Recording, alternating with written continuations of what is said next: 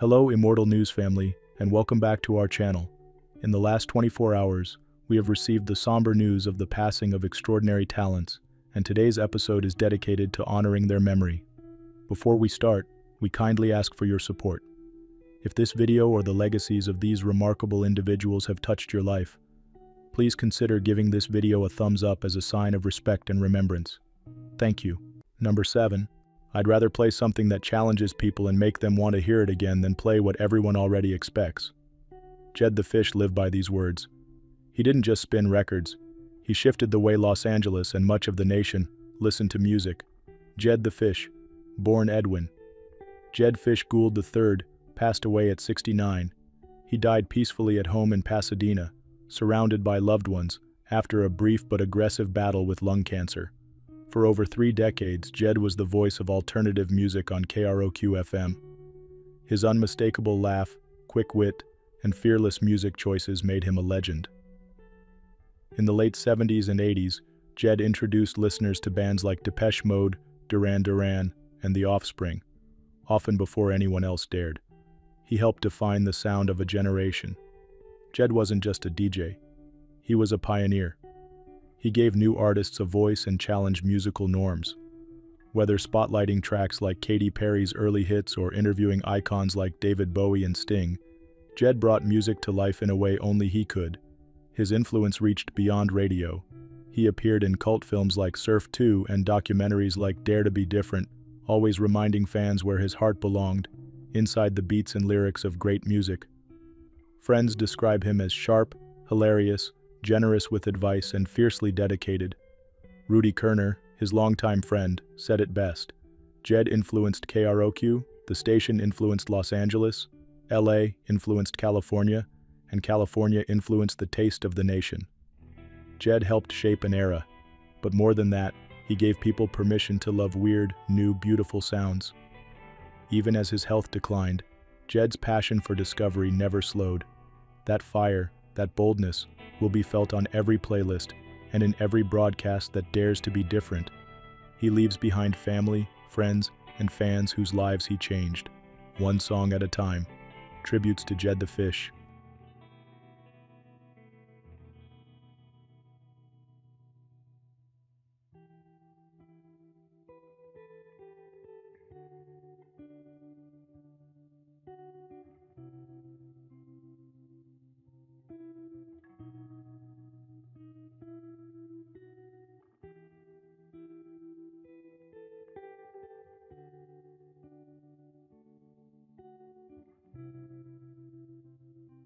Number 6. Her compassion and professional skills have ennobled the practice of law, said U.S. District Judge Jack Weinstein. These words spoke volumes about the woman Sybil Shainwald was, not just a skilled legal mind, but a fierce and loving champion of justice. Cibil touched countless lives with her unwavering purpose.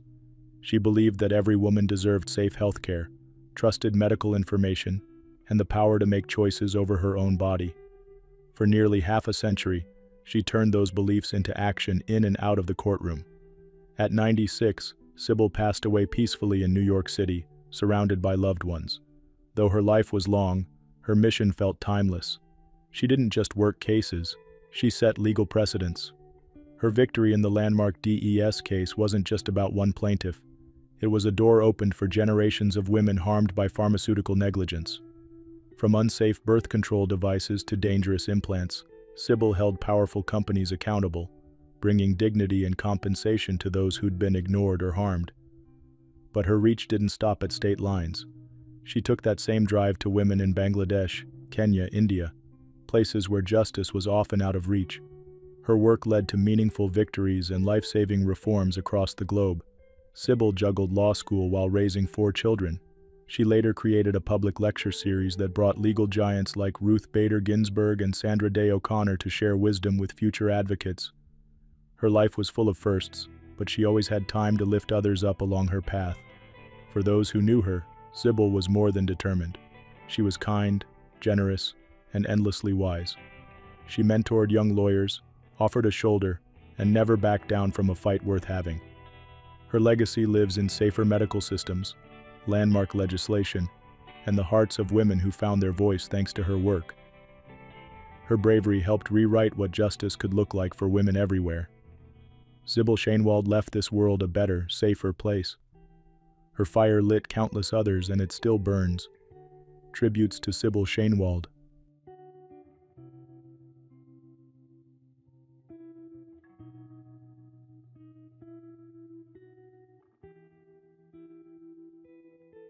Number 5.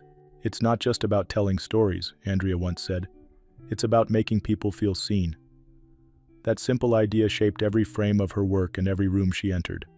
Andrea Blaugrund Nevins, the Academy Award-nominated and Emmy-winning documentary filmmaker, passed away at the age of 63 in her Los Angeles home.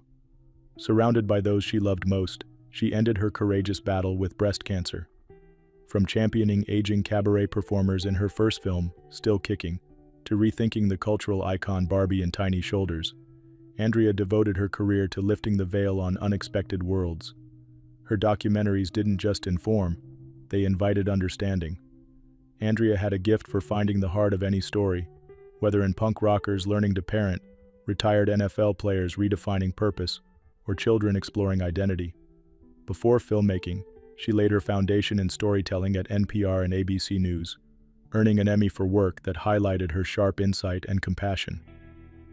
But it was behind the camera where she truly thrived, directing with purpose and listening deeply to every voice. Born and raised in New York City, Andrea grew up in a home shaped by intellect, creativity, and kindness. With a degree in social studies from Harvard and a passion for visual arts, she continually sought ways to tell human stories with depth and care. Her passions extended beyond film. Andrea co-founded the X Fund to uplift women and girls in Los Angeles. She also helped launch the Larchmont Charter School and was involved with UNICEF and ICAR. Her belief in creating real change was never just on screen, it was woven into how she lived. Andrea's most recent film, The Cowboy and the Queen, showcased yet another unexpected connection: Queen Elizabeth II and a California horse trainer, proving once again her ability to uncover warmth and humanity in the most surprising places. She is survived by her husband David Nevins and their 3 children Clara, Charlie, and Jesse. Director Greta Gerwig reflected, "Andrea had a way of making the forgotten unforgettable. Her work opened doors that others hadn't looked behind." Andrea's legacy is not only in her films but in the compassion she championed and the hope she inspired. Her voice may be quiet now, but her stories will continue to echo. Tributes to Andrea Blaugrund Nevins.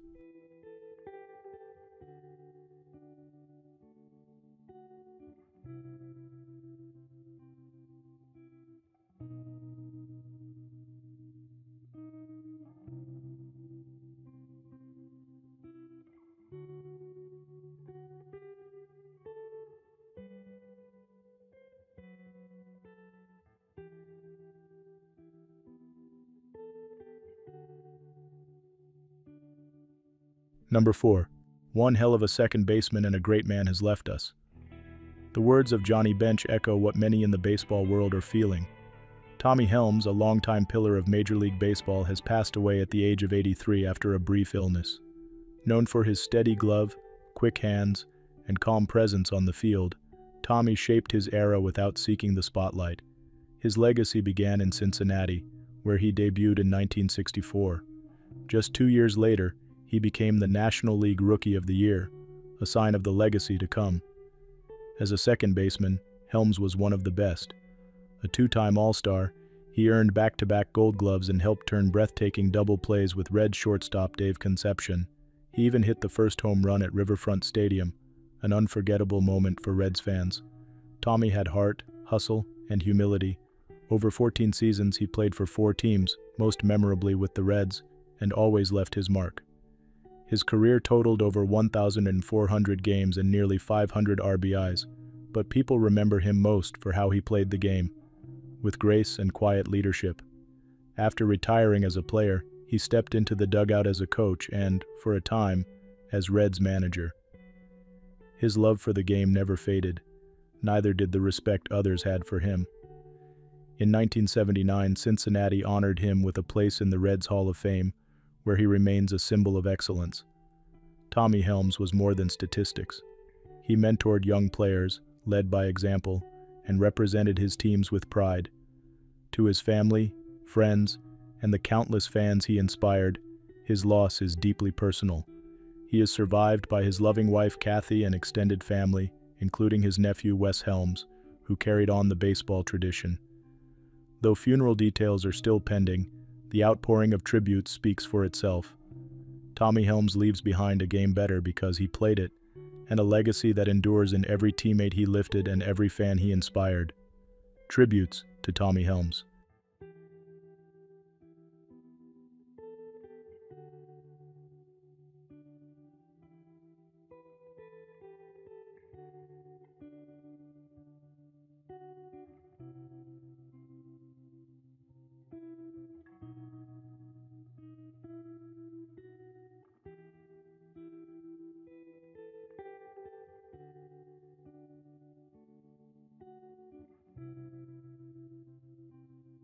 Number 3. It's the storytelling that keeps writers and readers coming back.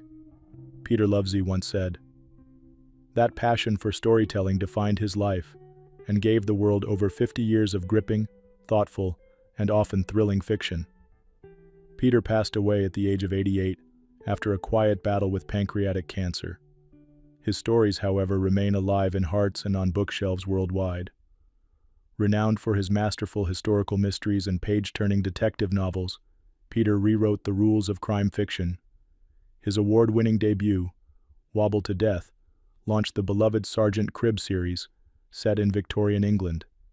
He later introduced readers to Peter Diamond, a modern-day detective solving crimes in Bath. Both series became cornerstones of British mystery fiction. What truly set Peter apart was his ability to blend richly historical settings with modern emotional depth. He won the CWA Gold Dagger for The False Inspector Dew and was later honored with the prestigious Cartier Diamond Dagger for lifetime achievement. His contributions went beyond accolades.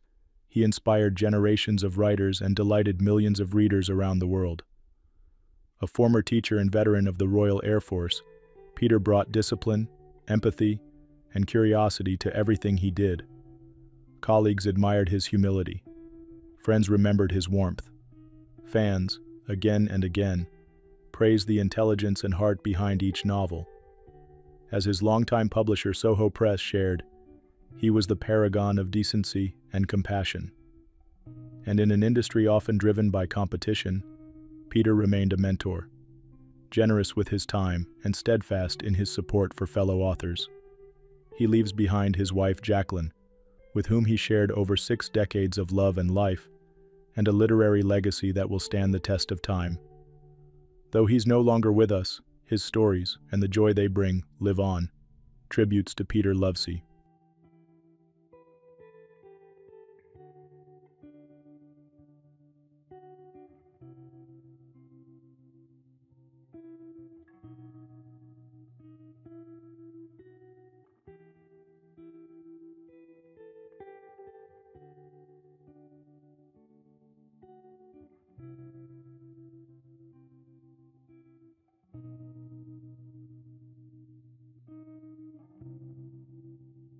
Number 2, always speak with kindness and never forget to listen.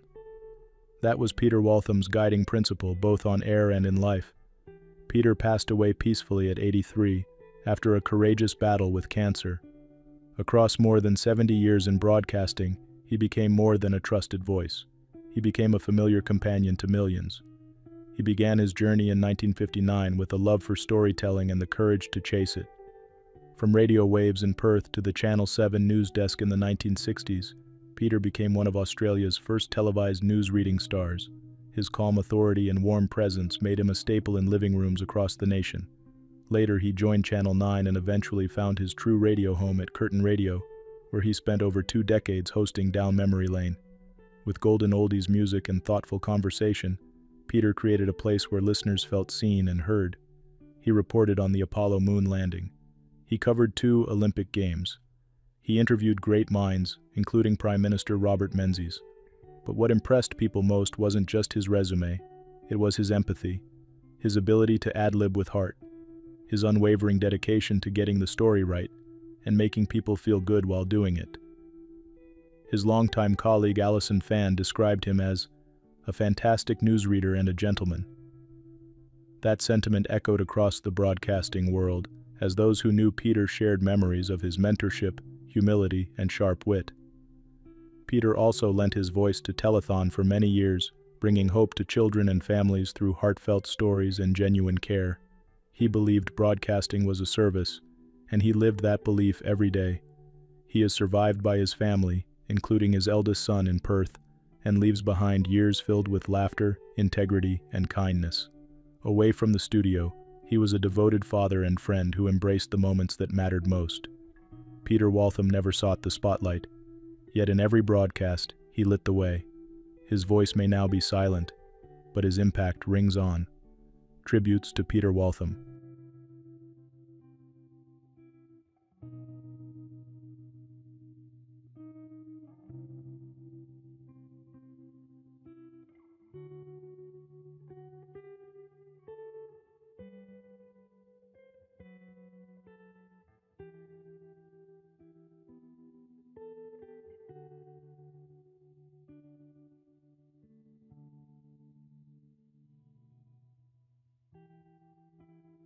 What's trending on the internet?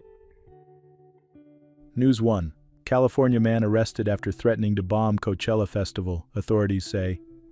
A California man is in custody after allegedly threatening to bomb the Coachella Valley Music and Arts Festival, authorities confirmed. The incident occurred on the morning of April 12th, when a man in a Tesla approached security personnel at the Agua Caliente Casino in Rancho Mirage. According to the Cathedral City Police Department, he made a verbal threat, claiming he intended to bomb the Coachella Music Festival, held about 16 miles away in Indio. Law enforcement officers working the festival were promptly notified. The vehicle was later located in Palm Springs, where police arrested 40-year-old Davis Darvish of Santa Monica. Authorities stated that no weapons, explosives, or bomb-making materials were found in Darvish's possession or inside the vehicle. Darvish remains in custody at the John J. Benoit Detention Center, with bail set at $1 million. As of April 13th, no formal charges had been filed, but police continued to investigate the circumstances and Darvish's activities leading up to the incident. Held annually at the Empire Polo Club, Coachella is one of the largest and most iconic music festivals in the world. This year's event features headliners such as Lady Gaga, Post Malone, Megan Thee Stallion, and Travis Scott, with festivities continuing through April 21st. Thanks to the swift response by authorities, the event continued safely, allowing attendees to enjoy the celebration of music and art. News 2. A search is underway for 5 missing individuals after a boat capsized off the coast of Florida last week. The U.S. Coast Guard responded swiftly after receiving a report from a Good Samaritan about the overturned vessel approximately 29 miles off St. Lucie Inlet on April 11th. 4 people were rescued 2 days later by crews from the 7th Coast Guard District. According to officials, the 25-foot vessel had departed from the Bahamas. Tragically, 1 person was confirmed deceased, and 5 others remain unaccounted for. The Coast Guard shared updates and a photo of the vessel on X, formerly Twitter, emphasizing their commitment to the ongoing search. Rescue teams continue to scan the waters, relying on advanced tools and calculated drift patterns to locate the missing individuals. Petty Officer 3rd Class Nicholas Strasberg stated that the duration of the search depends on multiple factors, including water temperature and time since the initial alert. The survivors, rescued by helicopter, were transported to a nearby hospital. 3 of them sustained minor injuries, while 1 suffered more serious wounds. All are currently receiving care. While this remains a somber moment, the quick action by emergency responders and the involvement of compassionate bystanders serve as a testament to the strength of community and the importance of vigilance at sea. The Coast Guard continues to update the public and asks anyone with information to come forward. News 3. Television icon Gloria Hunniford has shared a heartfelt health update after being forced to withdraw from the Great British Bake Off Stand Up to Cancer special due to a fall backstage. The 85-year-old star, beloved for her warmth and advocacy, was noticeably absent during the Showstopper Challenge in the episode that aired April 13th. In a gracious message to fans, Gloria explained that the unexpected fall led to a hospital visit for precautionary screening. "It was a real shame that I missed being there for the Showstopper," she said. but I was fine and truly enjoyed every moment of being part of such a meaningful show. Gloria, who had never baked before, shared that her cake was inspired by her parents and brought her family closer through practice and celebration. It looked amazing to me, and meant even more because of the story behind it, she said with a smile. Beyond the tent, Gloria expressed her deep connection to the cause. Having lost her daughter and husband to cancer, she emphasized how important supporting Stand Up to Cancer is to her family. What this program does is absolutely brilliant, she added. While she didn't get to finish her bake-off journey, Gloria's positivity, resilience, and support for cancer awareness continue to shine. Fans and fellow participants have rallied around her with love and admiration, showing that even in setbacks, her impact remains as powerful as ever. News 4. Jolie Richardson is honoring her sister Natasha Richardson with a tender reminder of her vibrant spirit. In a recent Instagram post, Jolie shared a beautiful photo of Natasha in what she called her happy place, strolling through a French market, dressed elegantly and surrounded by early morning charm. The post marked yet another heartfelt tribute to the Tony Award-winning actress, who tragically passed away in 2009 at the age of 45 following a ski accident. Back in the day, her happy place, Jolie captioned, capturing Natasha's joy and elegance in a single candid shot. Jolie's post also featured a series of personal memories, including childhood moments, her daughter Daisy Bevan, and even her beloved cat, Mrs. Potts. She reflected on family resilience, spotlighting her aunt Kika Markham, who learned to tap dance in her 70s, a tribute to living fully at every stage of life. Natasha, daughter of Vanessa Redgrave and wife of actor Liam Neeson, was celebrated for her stage and screen performances and deeply loved by those who knew her. The couple shared 2 sons, now grown, and Jolie often honors Natasha's memory with stories and photos that keep her spirit alive. As Jolie wrote on a previous post, "It's a blessing to have lived, to be here, and to carry the memories of those we've loved." Her reflections continue to inspire, offering a heartfelt reminder to cherish each day and celebrate those who shaped our lives. News 5. Southern California experienced a notable jolt Monday morning as a 5.2 magnitude earthquake struck near Julian, a mountain town east of San Diego. The quake, recorded at 10:08 a.m. local time, was felt from San Diego to Los Angeles, prompting brief precautionary shutdowns and widespread public attention, but no major damage or injuries have been reported. According to seismologists at Caltech, the quake originated about 8 miles below the surface and is believed to be linked to the Elsinore fault line, one of the region's quieter seismic zones. A smaller foreshock of 3.3 magnitude occurred Sunday afternoon, and a few minor aftershocks have since followed. More than 25 million people felt some level of shaking, ranging from light to moderate.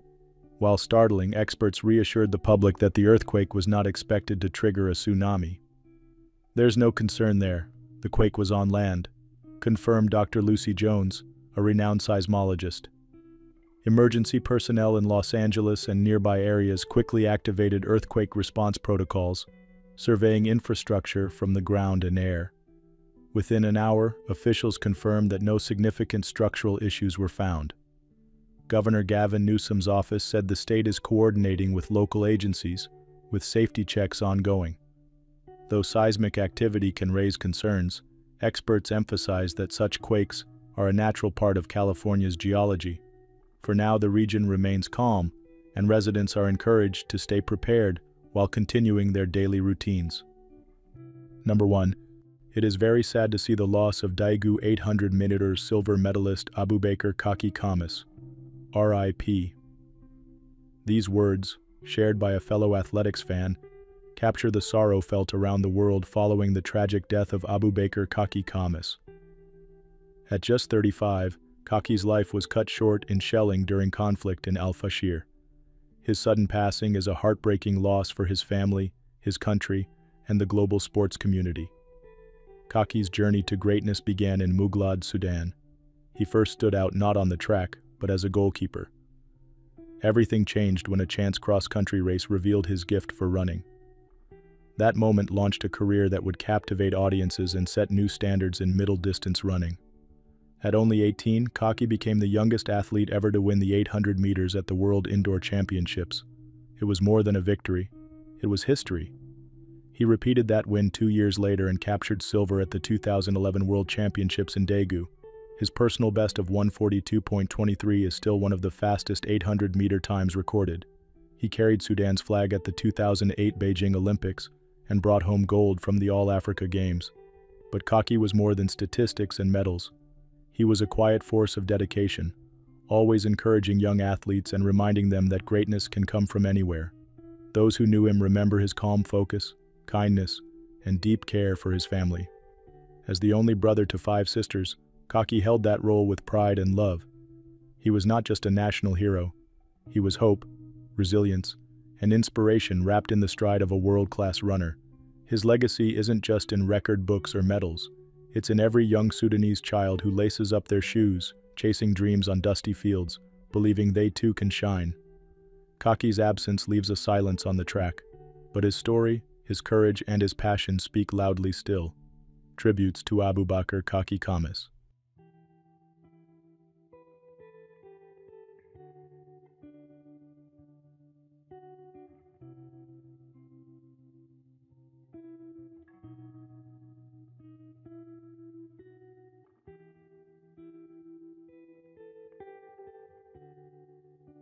The world needs more shared moments, Don Mischer once said. And for more than 6 decades, he gave us exactly that. Broadcasts that brought millions together. Don Mischer, the visionary behind some of television's most iconic live events, has passed away peacefully in his sleep in Los Angeles. He was 85.